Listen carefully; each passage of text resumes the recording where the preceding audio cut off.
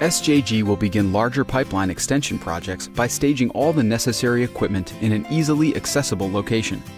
This equipment could include natural gas pipelines and trucks. On larger pipeline extensions and even on smaller individual service installations, we may need to manage traffic. Be aware, traffic patterns could be altered.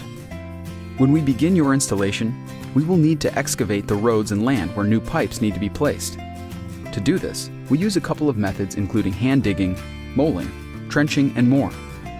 No matter the project, some form of excavating will have to take place. Once all natural gas pipes are installed, we can place the meter and regulator at your property to provide clean natural gas to your home. Finally, we will restore any areas affected by the installation.